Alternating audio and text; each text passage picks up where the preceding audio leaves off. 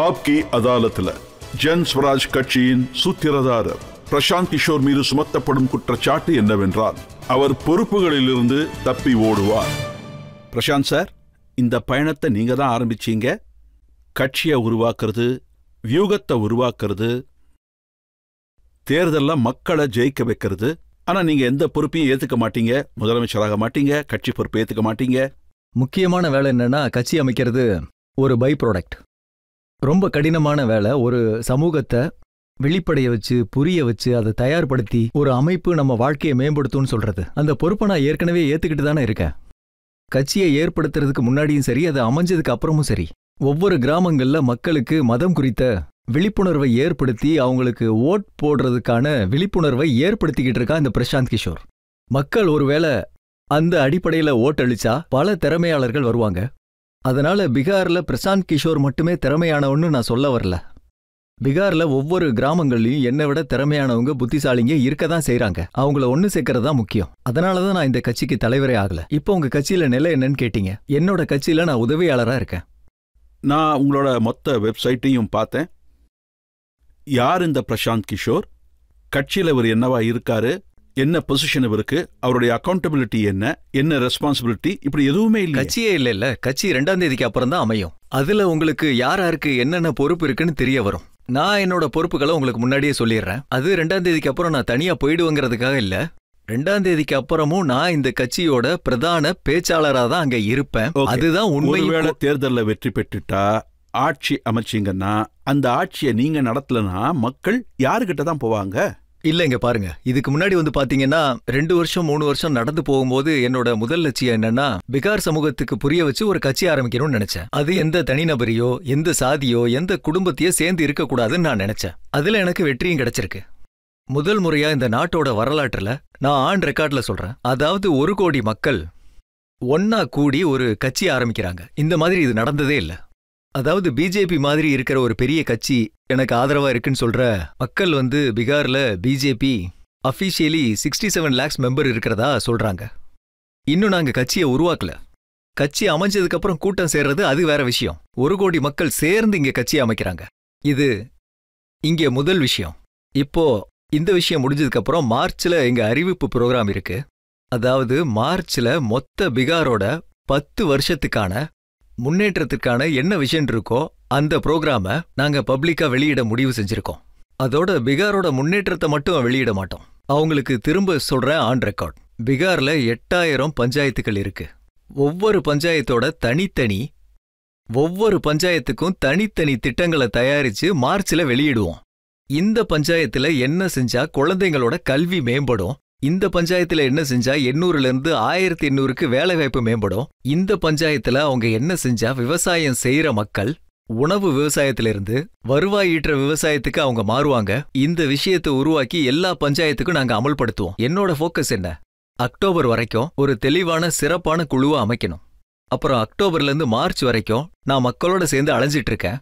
அதாவது வளர்ச்சிக்கான அஜெண்டா. அந்த ப்ரோக்ராம கம்ப்ளீட்டா பண்ணணும். மார்ச்சுக்கு அப்புறம் எல்லாரும் ஒன்னா உட்காந்து நாங்க தேர்தல்ல போட்டியிடுவாங்க. யார் விரும்பி வராங்களோ அவங்கெல்லாம் சேரட்டும். முழு திறமையானவங்க ஒரு கட்சி அமைக்கும் போது, இவ்வளவு திறமையானவங்க ஒன்னா சேர்ந்து ஒரு கட்சி அமைக்கும் போது, பீகார் மக்கள் ஒன்னு முகத்தை பாக்குறாங்க, உங்க விஷனை பாக்குறாங்க, உங்க ப்ரோக்ராம பாக்குறாங்க, உங்க பேக்ரவுண்ட பாக்குறாங்க. அப்படி இருக்கும்போது வேற ஒருத்தர் ஆட்சி செஞ்சா அவங்க எப்படி அக்செப்ட் பண்ணிப்பாங்க? உண்மைதான், பீகார் மக்கள் என்ன பாக்குறாங்க.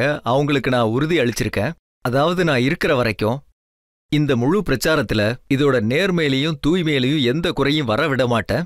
நான் இந்த விஷயத்துக்கு அவங்களுக்கு கேரண்டியா கொடுக்கறேன். எந்த ஒரு தப்பான ஆளுமே இதுல நுழைய விட மாட்டேன். நான் பப்ளிக்கா எந்த விஷயத்த சொல்றேனோ அதுல நான் உறுதியாவே இருக்கேன். ஒருவேளை ஏதாவது தப்பு நடந்தா பீகார் மக்கள் என் கழுத்தையே பிடிக்கலாம். அதுக்காக நான் எம்எல்ஏவோ அமைச்சராவோ ஆக வேண்டிய தேவையே இல்ல. இங்க பாருங்க ரஜி சார், இவ்வளவு வருஷமா நீங்க பத்திரிகை துறையில செய்தியாளரா இருக்கீங்க. நான் எம்எல்ஏ எம்பி ஆகணும்னு நினைச்சா என்ன ராஜ்யசபாக்கு அனுப்பிச்சு அவங்க என்ன எம்பி ஆக்காத கட்சி எது இருக்குன்னு சொல்லுங்க பாப்போம்.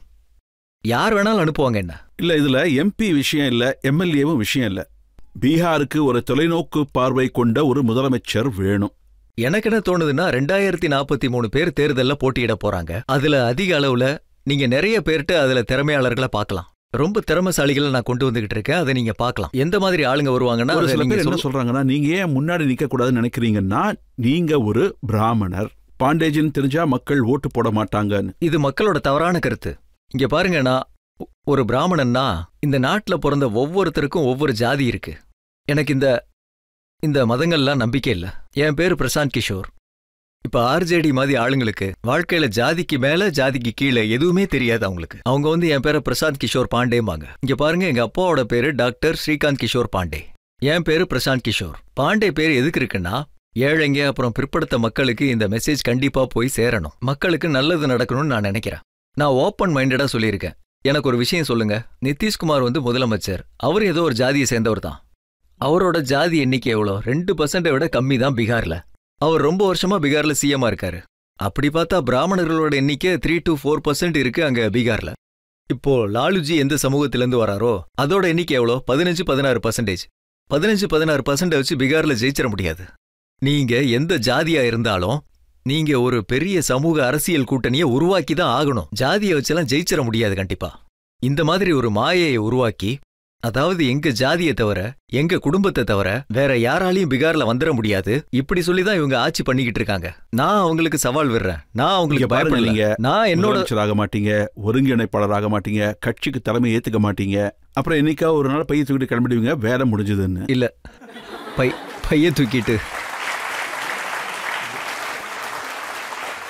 பைய தூக்கிட்டு போறதெல்லாம் இந்த நாட்டோட பிரதம மந்திரி மட்டும்தான் முடிவு எடுப்பாரு. அவரோட டொமைன்குள்ளெல்லாம் நுழைய முடியாது. அடுத்த 10 வருஷத்துக்கு பீகார்ல என்னுடைய முழு ஒத்துழைப்பையும் அங்க கொடுக்கலான்னு முடிவு பண்ணிருக்கேன். நாட்டோட முதல் 10 மாநிலங்கள்ல பீகாரை சேர்க்கிற வரைக்கும், அது வரைக்கும் பீகாருக்கு வெளியில நீங்க வேற எந்த பொறுப்புலையும் என்ன பார்க்க முடியாது. நான் பீகார்ல தான் இருப்பேன், பீகார்ல தான் சாகணும்னு நினைக்கிறேன். என்னோட வாழ்க்கையை 10 வருஷம் நான் ஃப்ரேம்ல வாழணும்னு நினைக்கிறேன். ஐக்கிய நாடுகள் சபையில நான் 10 வருஷமா இருந்தேன். அங்க எல்லாம் நல்லா தான் போயிட்டு இருந்தது. ஆனா நான் விட்டுட்டேன். அதுக்கப்புறம் 10 வருஷம் நான் வேலை பார்த்தேன். அவங்க என்ன வியூகவாதின்னு சொன்னாங்க. நான் ஒத்துக்கிறேன். அதுக்கப்புறம் அது டாப்புக்கு வந்ததுக்கப்புறம் நான் விட்டுட்டேன். இப்போ அதையெல்லாம் விட்டுட்டு என்னோட வாழ்க்கையில 10 வருஷம், 2 வருஷம் முடிஞ்சிருச்சு. 8 வருஷம் இன்னும் நிறைய செய்ய வேண்டியது இருக்கு. நான் பீகார்ல அதை கண்டிப்பா செஞ்சு காட்டுவேன். அப்போ எதிரணியினர் வந்து என்ன சொல்றாங்கன்னா, இவர் வந்து ஒரு தொழிலதிபர், அவர் சரக்கு விற்க ஒரு மார்க்கெட்டிங் பண்றாருன்னு இதான் சொல்றாங்க. சரியா தான் சொல்லியிருக்காங்க. நல்ல வியாபாரி தானே, திருட ஒண்ணும் இல்லையே. தொழிலதிபரா இருக்கிறது திருட்டு ஒண்ணும் இல்லையே. நான் என் சரக்கு விற்க நினைக்கிறேன். என்ன சரக்கு? என்னோட சரக்கு என்னன்னா, பீகார்ல இருக்கிற எந்த குழந்தையும் படிப்பு அறிவு இல்லாம இருக்கணும்னு நினைக்கிறேன். அதுதான் என்னோட சரக்கு. பீகாரோட குழந்தைங்க கூலி வேலை செய்ய வெளியே போகக்கூடாதுன்னு நினைக்கிறேன். அது என்னோட சரக்கு. அதை விற்கிறதுக்காக ஊர் ஊரா போய்கிட்டு இருக்கேன். தலையில கூடைய வச்சுக்கிட்டு ஊர் ஊரா போய்கிட்டு இருக்கேன் அதை விற்கிறதுக்கு. ஊர் ஊரா வீடு வீடா போய் அதை வித்துக்கிட்டு இருக்கேன். உன்னோட புள்ள படிக்கணும், கூலி வேலை செய்யக்கூடாதுன்னு அவங்கள்ட்ட சொல்லிக்கிட்டு இருக்கேன். இந்த விஷயத்த நான் விற்கிறேன், உண்மைதான். ஆர்ஜேடியோட தலைவர் ராம் பிரஜ் அவர் சொல்றாரு, இவரோட வேலை ஒரு டான்சர் மாதிரின்னு. எங்க பணம் கிடைக்குதோ அங்க ஆட போயிடுவாருங்கிறாரு. இப்போ அவங்க சொல்றத பார்க்கும் பொழுது, யார் எனக்கு பணம் கொடுத்தாங்க? பீகாரோட மக்கள். பீகார்ல 30 வருஷமா நீங்க ஆட்சி செஞ்சீங்க. அதோட விளைவு என்னவா இருக்கு? பீகார்ல 3ல் 2 பகுதி மக்கள் 100 ரூபா கூட சம்பாதிக்கிறது இல்ல. அவங்க வயிறை நிரப்பவே கஷ்டப்படுறாங்க. எனக்கு எங்க இருந்து காசு கொடுப்பாங்க பீகார்ல நான் போய் ஆடுறதுக்கு?